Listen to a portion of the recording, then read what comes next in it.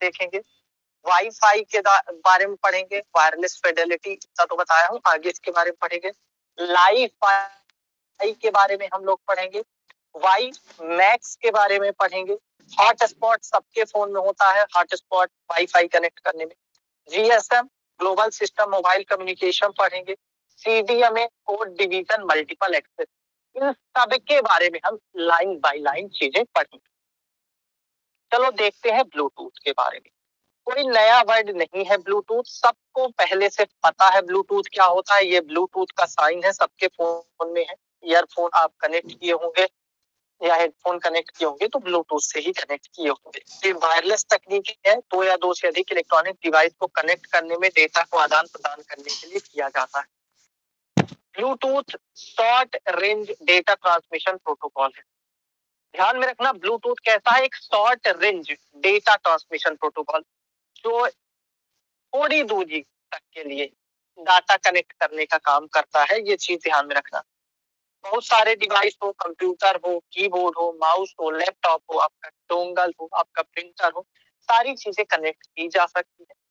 ये चीज जरूर ध्यान में रखना कि ब्लूटूथ की तकनीक में 2.4 गीगाहर्ट्ज से 2.8 गीगाहर्ट्ज के बीच रेडियो तरंगों का आदान प्रदान होता है। नोट डाउन कर लेना, ध्यान में रखना। ब्लूटूथ में कितने गीगाहर्ट्ज मतलब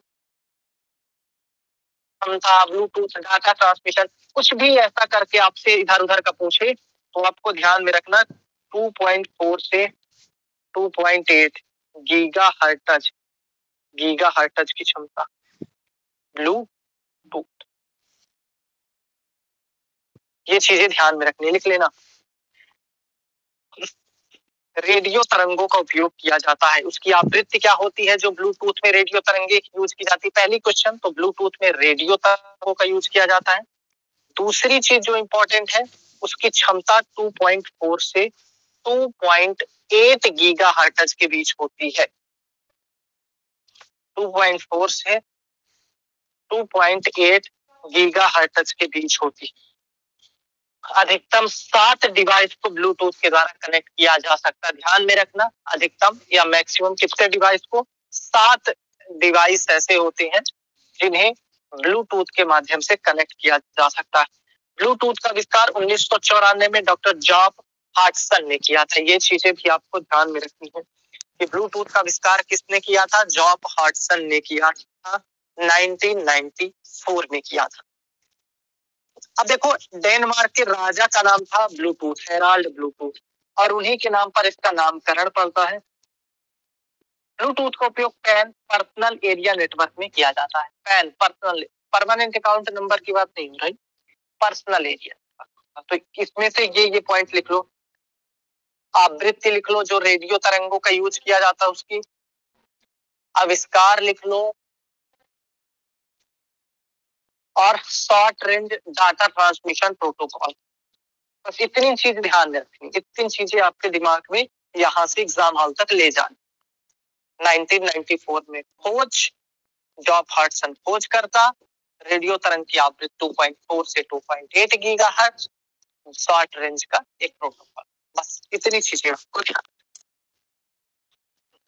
अब लिखो वाईफाई, लिखो वाईफाई,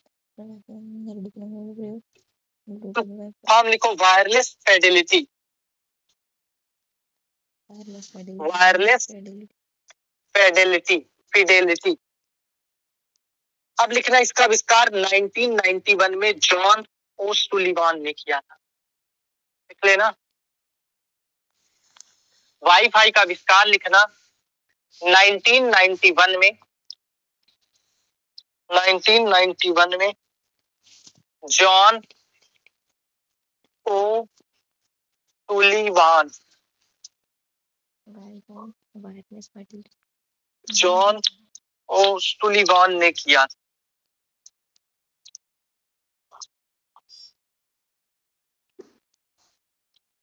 सबको पता है वाईफाई के माध्यम से हम सब कनेक्ट करते हैं।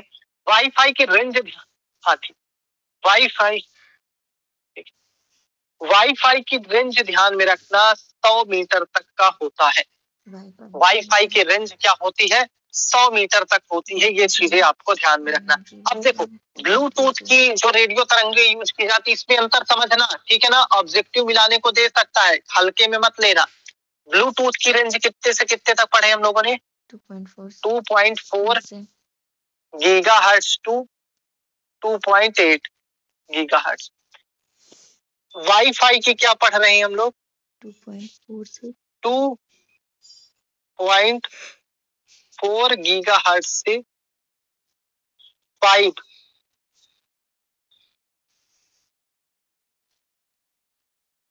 गीगाहर्ट्ज के बीच। तो ये चीजें आपको ध्यान में रखनी है। ब्लूटूथ की जो रेंज होती है वो 2.4 गीगाहर्ट्ज से 2.8 गीगाहर्ट्ज तक की होती है, मतलब ब्लूटूथ में जो रेडियो तरंग यूज की जाती है। और जो वाईफाई में रेडियो तरंग यूज की जाती है, उनकी आवृत्ति, उनकी फ्रीक्वेंसी आपको ध्यान में रखना है 2.4 गीगाहर्ट्ज टू 5 गीगाहर्ट्ज। लिख लो और हल्के में मत लेना इस चीज को। मैं बार बार बोल रहा हूँ, ये आएगा ही आएगा, ये एकदम आएगा ही आएगा।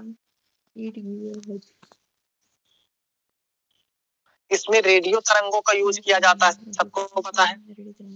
इसका उपयोग लैन, लोकल एरिया नेटवर्क में किया जाता है। कम दूरी तक के लिए, 100 मीटर तक की दूरी के लिए वाईफाई होता है, लोकल एरिया नेटवर्क ही बनाता है, सबको पता है। तो इस प्रकार ये खत्म होता है वाईफाई। 1991 में आया, जॉन ओसुलिवान ने खोज किया था। वायरलेस फिडेलिटी फुल फॉर्म होता है। और जो रेडियो तरंगे होती है, उनकी आवृत्ति 2.4 गीगाहर्ट्ज से लेके 5 गीगाहर्ट्ज के बीच होती है। बस इतना आपको ध्यान में रखना है। अब लिखो लाईफाई। लाईफाई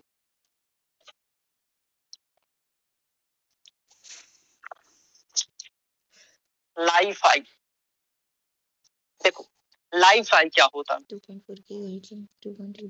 जब कभी बहुत स्पीड गति से डाटा चाहिए होता है, बहुत स्पीड गति से तुरंत भेजना होता है, तो उसके लिए जो यूज किया जाता है वो लाईफाई यानी लाइट फिडेलिटी का यूज किया जाता है, यानी स्पीड का अंतर होता है, ठीक है ना।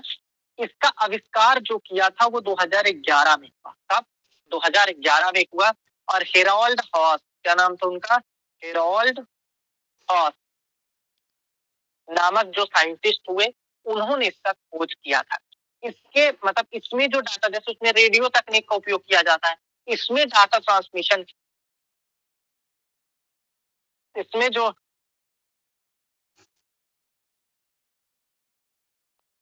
जो डाटा ट्रांसमिशन होता है वो एलईडी के माध्यम से होता है, ध्यान में रखना। एलईडी यानी लाइट इमिटिंग डायोड और फोटो डायोड का उपयोग किया जाता है। एलईडी का फुल फॉर्म ध्यान में रखना, LED, LED light emitting diode, full form लिख लो, लाइट इमिटिंग, फुल फॉर्म पहले लिख लेना, डायोड। ठीक, इस तरह इसका एलईडी तकनीक का यूज किया जाता है और एलईडी का फुल फॉर्म होता है लाइट इमिटिंग डायोड, ठीक है ना। इस चीज को आपको विशेष रूप से ध्यान में रखना है, ठीक। रिचा आज आपकी फर्स्ट क्लास है। रिचा फर्स्ट क्लास है सर। अच्छा ठीक है, हो गया, कोई दिक्कत नहीं। तो ठीक है, आप क्लास देखिए। एक चीज और चीजें ध्यान में रखना है, एक और फुल फॉर्म पूछा जा सकता है, लेजर का फुल फॉर्म, LASER, लेजर। किसी को पता है लेजर का फुल फॉर्म? बताओ, लेजर का फुल फॉर्म किसी को पता है? लाइट किसी को? हाँ बताइए। Light amplification stimulate by muscle याद है मगर पूरा याद नहीं सर, याद नहीं आ रहा। मेरे को भी नहीं पता, जिनसे तो पूछ रही हूं। इमिशन बाय रेडिएशन, ठीक है ना। तो लेजर का फुल, इस चीज को लेजर का फुल फॉर्म ध्यान में रखना, लिखा नहीं है इस बुक में, फिर भी बता दे रहा हूँ। Light amplification stimulated emission of radiation या बाई रेडिएशन। ऐसा कोई भी विकल्प इतना लंबा मिल जाए आपको उसका ही गोला भरना है, ठीक है ना। वायरस का फुल फॉर्म, अब थोड़ा सा फुल फॉर्म की तरफ देखते हैं, क्योंकि एमपीपीएससी हर बार फुल फॉर्म से क्वेश्चन पूछता है, तो इसलिए मैं थोड़ा सा कंप्यूटर में पढ़ा रहा हूँ, थोड़ा सा चीजें बता।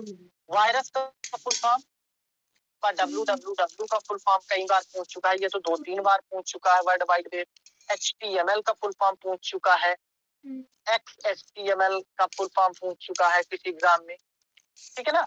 और HTTP का पूछा जा सकता है, TCP/IP का फुल फॉर्म पूछा जा सकता है, इनका किसी का भी फुल फॉर्म पूछा जाएगा, आप गलत नहीं करना, ठीक है ना। सब चीजें अच्छे से इसको तैयार रखना है। अब चलो हम लोग चलते हैं आगे। करना है जो चीजें बता रहा हूँ, ठीक है ना, कहानी पर फोकस नहीं करना, जो मैं फोकस करा रहा हूँ उस पर। मैंने बताया, किसी का क्या बोल रहा है ये रिचा जी, आपका फोन बोल रहा है, आप थोड़ा सा माइक, अब माइक पर। इसमें आपको फोकस करना ब्लूटूथ पर। ब्लूटूथ कितनी आवृत्ति होती है, मतलब इसमें जो रेडियो तरंग का यूज की जाती है उसकी आवृत्ति कितनी होती है, 2.4 गीगाहर्ट्ज टू 2.8 गीगाहर्ट्ज। इस पर फोकस करना है, ब्लूटूथ पर। इसके अलावा आपको वाईफाई पर फोकस करना है। इसकी आवृत्ति कितनी होती है, 2.4 गीगाहर्ट्ज से लेके 2.4 गीगाहर्ट्ज से लेके कितने तक, 5 गीगाहर्ट्ज तक। एमपीपीएससी मेरा जितना एक्सपीरियंस है, ये ज्यादा पूछने के चांसेस रहते हैं, और हो सकता है आपसे जोड़ी मिलाना, ऑब्जेक्टिव देना, ऐसा मतलब कि कौन सा सही नहीं है, ऐसा करके कुछ भी पूछा जा सकता है। तो देखो, इसको आपको रख लेना है एकदम। बाकी ब्लूटूथ के आविष्कारक जॉब हॉटसन, ये सब चीजें तो ध्यान में रखना है, ठीक है ना।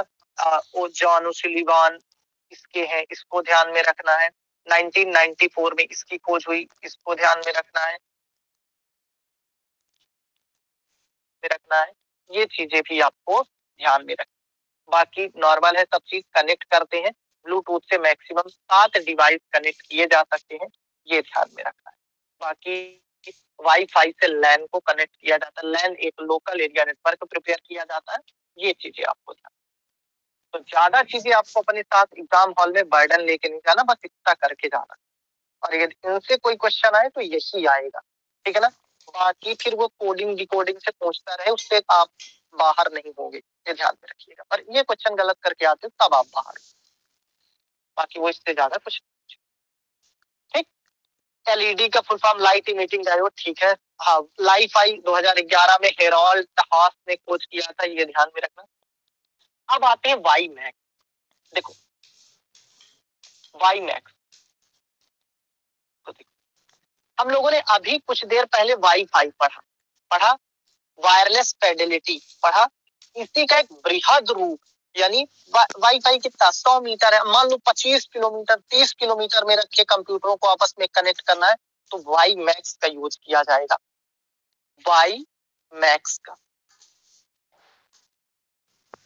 वर्ल्ड वाइड माइक्रोवेव जो मतलब एक्सेसिबिलिटी होती है, ठीक है ना, उसके लिए, यानी लंबी रेंज तक के कंप्यूटर को रखने के लिए वाई मैक्स का यूज किया जाता है, ठीक। तो वाई मैक्स का ध्यान में रखना, जब लॉन्ग टर्म की दूरियों के लिए यूज किया जाता है। World wide interoperability for microwave access, ठीक है ना। World wide interoperability for microwave access होता है, इसका फुल फॉर्म ध्यान में रखना।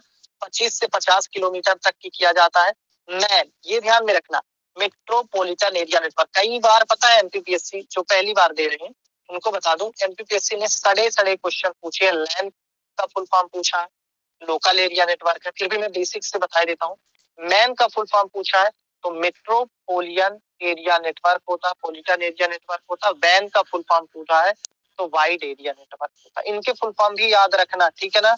अलग से फिर, हालांकि मैं पूरा अलग से बताऊंगा, पर जितना हो सके आप कवर करते चलिए, ठीक है ना, तो वो ज्यादा सही रहेगा। तो लैन, मैन, वैन का फुल फॉर्म पूछा है, तो लैन का जो प्रिपेयर होता है वो वाईफाई के माध्यम से होता है, वायरलेस फिडेलिटी के माध्यम से। मैन जो प्रिपेयर होता है वो वाई मैक्स के माध्यम से होता है, world wide web interoperability for microwave access, यानी लंबी दूरियों तक के लिए कनेक्ट करने के लिए। फिर वैन तो इंटरनेट हो जाता है, लंबी दूरी तक के लिए वैन हो जाता है। तो ये चीजें आपको ध्यान में रखनी। अब आते हैं हॉटस्पॉट। हॉटस्पॉट कोई नया शब्द नहीं है, सबके लिए हॉटस्पॉट। कोई कहते हैं कि भैया अपने फोन का हॉटस्पॉट दे दो तो मैं थोड़ा कनेक्ट कर लूं, तो वो हॉटस्पॉट ऑन करता है, इधर से ये कनेक्ट हो जाते हैं, ठीक है ना। हॉटस्पॉट पता चल जाता है, पासवर्ड पता चल जाता है, वाईफाई से कनेक्ट हो जाता है। तो ये वायरलेस एक्सेस पॉइंट तकनीक भी कहा जाता है, ध्यान में रखना। हॉटस्पॉट को वायरलेस एक्सेस पॉइंट, यानी कहने का तात्पर्य यदि आपसे कभी पूछे एमपीपीएससी कि वेब क्या होता है, ठीक है ना, कभी भी पूछे एमपीपीएससी वेब क्या होता है, तो ये हॉटस्पॉट होता है, ये ध्यान में रखना। फोन में होता है। और वेब का फुल फॉर्म पूछे तो क्या बताओगे? Wireless access point. Wireless access point होता है वेब का फुल फॉर्म। ये चीजें आपको ध्यान में रखना है। और इसे जर्नली हम फोन हम आप किस नाम से जानते हैं? वो हॉटस्पॉट के नाम से जानते हैं। सबके फोन में हॉटस्पॉट, वाईफाई हुआ हॉटस्पॉट। ठीक, ये देखो हॉटस्पॉट एक फिजिकल लोकेशन जिसके बीच आप इंटरनेट 30 से 60 फीट तक एक्सेस कर सकते हैं, मोबाइल लैपटॉप डिवाइस। इसमें रेडियो ट्रांसमीटर और रिसीवर का उपयोग किया जाता है। ठीक है, कोई पूछा नहीं जाएगा, बस जितना मैंने बताया उतना याद रखें। ठीक, अब चलते हैं जीएसएम।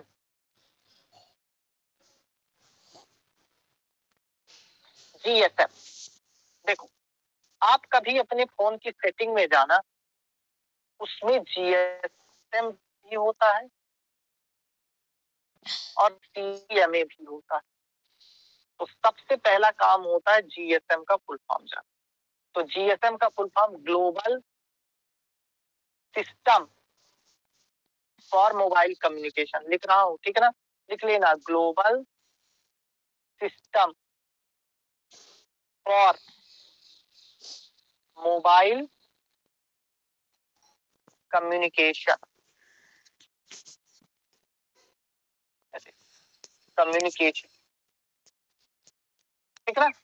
तो जीएसएम का फुल फॉर्म क्या होता है? Global system for mobile communication होता है। सीडीएमए का फुल फॉर्म क्या होता है? तो इसका फुल फॉर्म ध्यान में रखना, कोड डिवीजन मल्टीपल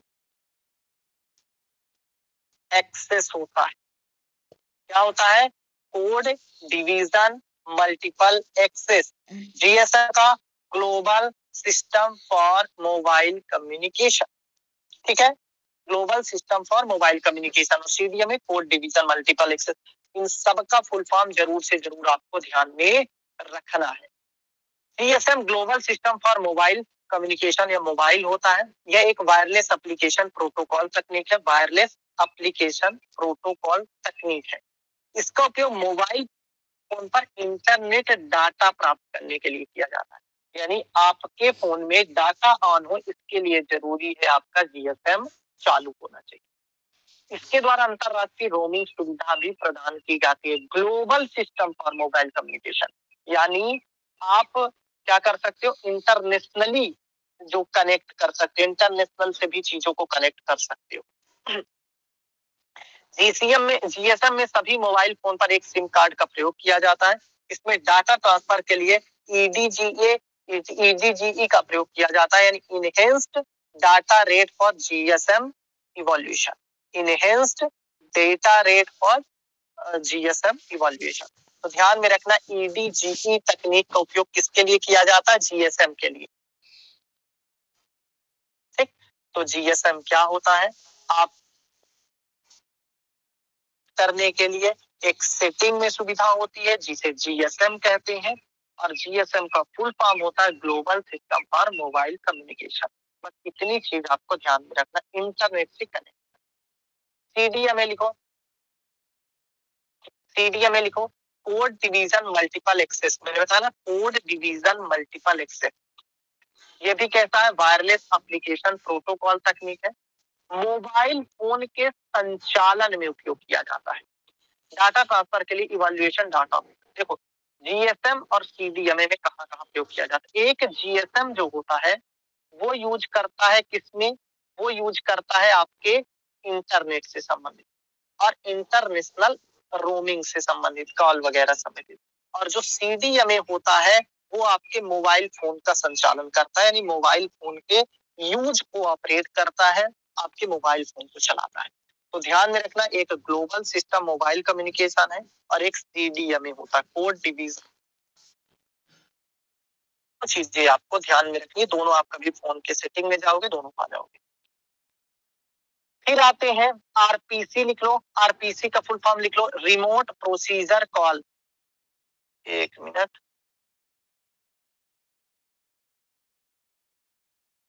जुड़ गई हरीश जी, बहुत लेट जुड़ती, लिख लो रिमोट प्रोसीजर कॉल।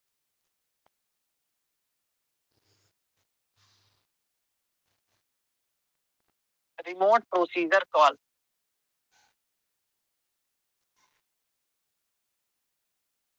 ठीक है ना, यानी एक प्रकार से संचार ही स्थापित करता है सॉफ्टवेयर के अनुप्रयोग के लिए दो कंप्यूटरों के बीच। ये ध्यान में रखना, पॉइंट टू पॉइंट संचार स्थापित करता है। अब चलो यहाँ तक हुआ।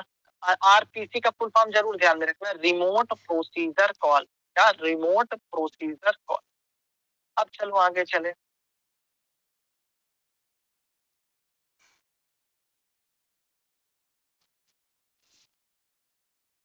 वन जी, 2G, 3G, 4G, 5G। देखो 1G की शुरुआत अमेरिका से होती है। जी हाँ, एक क्वेश्चन और आया था, जी में जी फॉर क्या होता है? जी फॉर होता है जनरेशन, ध्यान में रखना। और ये जनरेशन जिसे हम लोग हिंदियों में पीढ़ियां पढ़े, वही, ठीक है, 1G 2G वही जनरेशन, ठीक। तो 1G अमेरिका से शुरुआत होती है, 2G की शुरुआत फिनलैंड से होती है, 3G की शुरुआत जापान से होती है, 4G की शुरुआत दक्षिण कोरिया से होती है, 5G की शुरुआत भी दक्षिण कोरिया से 2020। ध्यान में रखना, 5th जनरेशन 5G का शुरुआत कहाँ से होती है? दक्षिण कोरिया से, 4G दक्षिण कोरिया से, 3G जापान से। देखो सब उधर एक कंट्री है, जापान, दक्षिण कोरिया, ठीक ना। 1G बस जनरेशन स्टार्ट बस अमेरिका कर दिया है, बाकी 5G तक दक्षिण कोरिया पहुंचा दिया। तो ये चीजें आपको इसे से ध्यान में रखो। देख लो फर्स्ट जी या फर्स्ट जनरेशन, देखो फर्स्ट जी ये 1980 में USA में इसकी शुरुआत होती है, और इसमें डाटा ट्रांसफर की गति 2.4 kbps है, यानी किलोबिट पर सेकेंड, ठीक है ना। एनालॉग सिग्नल पर आधारित था, फोन में केवल वॉइस कॉल सपोर्ट जैसी सुविधा, यानी केवल आप कॉल कर सकते थे, वही सुविधा थी वो 1980 में अमेरिका में। इसमें कॉल ड्रॉप कम सिक्योर और फोन की लो बैटरी जैसी कम, ठीक है ना, सिक्योर भी कम था, कॉल ड्रॉप भी हो जाता था, बात करते करते अचानक फोन कट हो जाता था, फोन की लो बैटरी भी इसमें संबंधित होती थी। तो ये ध्यान में रखना, आपको ज्यादा नहीं, बस ये अमेरिका। 2G की शुरुआत फिनलैंड में होती है, डाटा ट्रांसफर इसमें 64 kbps तक होता है, ये डिजिटल तकनीक पर आधारित थे। इसमें क्या हुआ, SMS आने लगे। SMS का फुल फॉर्म ध्यान में रखना, जो शॉर्ट मैसेज सर्विस, क्या याद रखना, short messages service, MMS, call hold camera और मेल जैसी सुविधाएं दी गई। तो ये 2G थी जिसमें मैसेज वगैरह, ये 1G के फोन आते थे, ये 2G वाले थे मैसेज वगैरह के। 3G की शुरुआत जापान में होती है, इसमें डाटा 2 MBPS यानी मेगा बिट पर सेकेंड। इसमें है भी video games download, picture sharing, data plan, video calling feature जैसे सुविधा शुरुआत हुई। इन्हें स्मार्टफोन भी कहा जाता है, ध्यान में रखना, क्या कहा जाता है, स्मार्टफोन। 3G जनरेशन में जो फोन आए उन्हें स्मार्टफोन, क्योंकि उनमें वीडियो कॉल वगैरह हो जाते थे, आप लोगों को पता होगा 3G सबके पास होगा। 4G की शुरुआत 2010 में हुई, यानी इसके 10 साल बाद। और देखो इसके 10 साल बाद ये 10 साल के अंतर पर चल रहा, 80 से 90, 90 से 2000, 2000 से 2010 और 2010 से 2020, तब 10 साल का अंतर चल रहा है, एक एक जनरेशन आ रही है। 4G आई दक्षिण कोरिया में, 4G कब आई, सॉरी 4G कब आई, 4G कब आई, दक्षिण कोरिया में आती है। और इसमें डाटा ट्रांसफर की जो रेट है वो कितनी है, 100 मेगाबिट पर सेकेंड।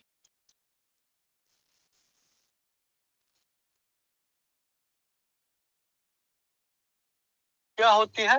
100 मेगाबिट पर सेकेंड होती है। इस फोन में HD video conferencing, 3D virtual reality, mobile web access की सुविधा दी गई। और 5G जनरेशन 2020 में आई दक्षिण कोरिया में। इसमें डाटा ट्रांसफर 1 Gbps से अधिक है, 1 गीगाबिट पर सेकंड से अधिक है। Battery, internet of thing, voice assistant, 4K video आदि में सुविधा। ये एडवांस वर्जन आ चुका है। ठीक है, ये चीज जरूर ध्यान में रखना कि मध्य प्रदेश में 5G की शुरुआत उज्जैन से, महाकाल लोक से की गई। ये चीज ध्यान, मध्य प्रदेश में कहा 5G की शुरुआत हुई? महाकाल लोक।